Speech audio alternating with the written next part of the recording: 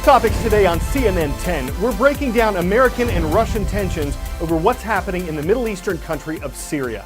I'm Carl Azus. It's good to have you watching. U.S. Secretary of State Rex Tillerson arrived in the Russian capital yesterday. He's meeting with his Russian counterpart, Foreign Minister Sergei Lavrov. The main subject, Syria's ongoing civil war. Last week, dozens of Syrians were killed by a chemical weapon, a poisonous gas. The U.S. blamed Syria's government for launching the attack. And though Syria denied it, American ships later fired missiles at a Syrian airbase, the base where the U.S. says the chemical attack was made from. This was the first time that America targeted a Syrian government position. Previously, it had only gone after ISIS terrorist positions in Syria. But here's where it gets more complicated. Russia supports the Syrian government and its president, Bashar al-Assad, and the U.S. does not. So America is trying to influence Russia to end its support for Syria's leader. We want to create a future for Syria that is stable and secure. And so Russia can be a part of that future and play an important role. Or Russia can maintain its alliance with this group, which we believe is not going to serve Russia's interests longer term. Faced with new Russian threats, the U.S. military not backing down in the skies over Iraq and Syria. We're on a KC-10 tanker plane refueling the fighters pounding ISIS. Of course, there's some tension since the Russians have announced they don't want to communicate with the U.S. anymore in the skies over Syria. That's why crews like this one take great care when they fly into Syrian airspace. Stopping the communications significantly increases the risk of mid-air collisions over this crowded airspace where U.S. coalition and Russian planes operate very close to one another.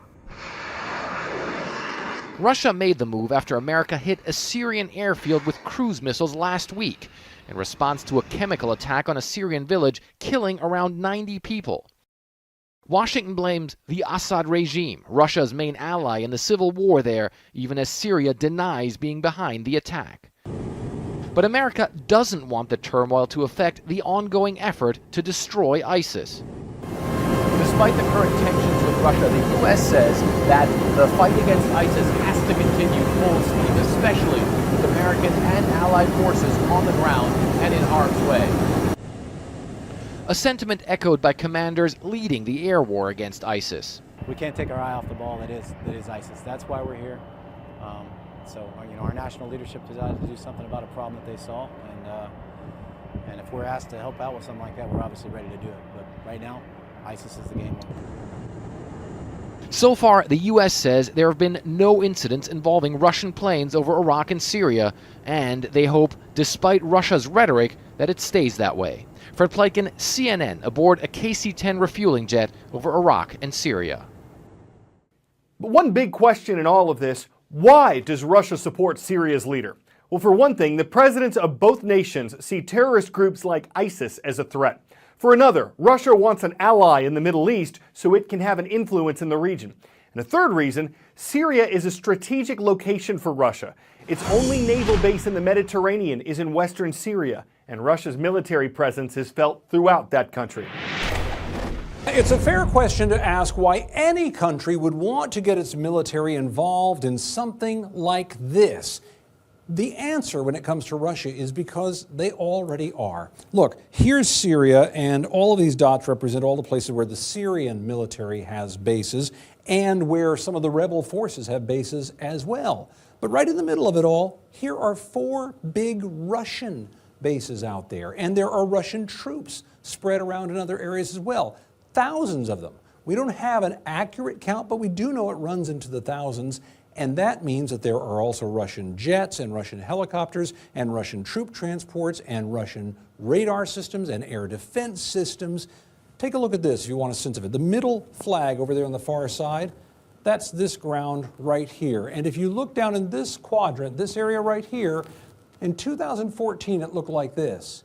And in 2015, like that. A brand new state-of-the-art base built for the Russians and by the Russians. This is a permanent facility. They're not just visitors there. They intend to stay. And they want to stay in this region because just like the United States likes having influence in the Middle East and considers that important, the Russians do too. Syria is a longtime Russian ally, and the Russians are making it clear they have no intention of going anywhere, even if a few jets quite close to them get blown up along the way. 10-second trivia. What is the state motto of New York? Excelsior, Into the Future, Crossroads of America, or Dirigo? Excelsior, which is Latin for ever upward, is the state motto of New York. A few U.S. states currently offer free community college for high school graduates. New York just became the first state to offer free tuition at 2- and 4-year colleges. It's a scholarship program called the Excelsior Scholarship. It was part of the newly passed state budget. And the state government says more than 940,000 households across New York would qualify. But there are some conditions. For one thing, if students want to attend a public state or city college for free, they have to be residents of New York, and their families have to earn less than $100,000 a year. That limit would increase to $125,000 in the years ahead. Students on the scholarship would have to attend school full-time unless they have disabilities, and though their tuition would be free, they'd still have to pay for books, fees, and room and board if they live on campus. That can all add up to more than $15,000 per year. Recipients would have to live and work in New York after they graduated. If they took 2 years, they'd have to stay 2 years. For a 4-year college, they'd have to stay 4 years. The state doesn't want students getting the free education and then leaving to live somewhere else. Students could lose their scholarships if they don't maintain the necessary GPA to stay in school and graduate on time. The governor's office estimates the program will cost taxpayers $163 million for the first year, and that's before the program's fully implemented.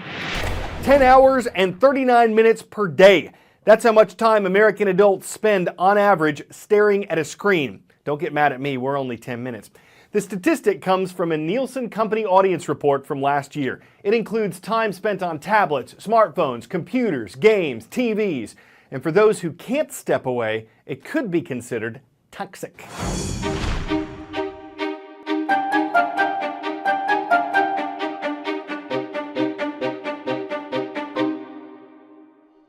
How do you know you have a problem and you need a digital detox? Well, if you're watching this right now, you're probably pretty tech savvy, you got lots of different devices, and you may be somebody who is in need of a digital detox. It's when these devices start to control your life as opposed to making them easier. The area we find this impacts your life the most, and this may surprise you, but it's in fact your sleep. Find that people who are using their devices so close to bedtime creates an arousal in your brain that is so profound that it makes it much harder to go to sleep. It also affects your circadian rhythm overall. That's your sort of normal rhythm between light and night, and when that is disrupted, it just throws off your whole sleep schedule. One thing you don't realize is that simply by reading an email or reading a text message in the middle of the night, it can take your brain from 0 to 60 very, very quickly, and that brain is a very, very hard brain to slow down. One golden rule that most sleep experts agree on is if you do get woken up by the phone or by something else and you're awake, get up and walk around. Don't come back and lie in the bed until you're truly ready to go to sleep. So take a break, put on the out of office, put the cell phone away. Could help you live to 100.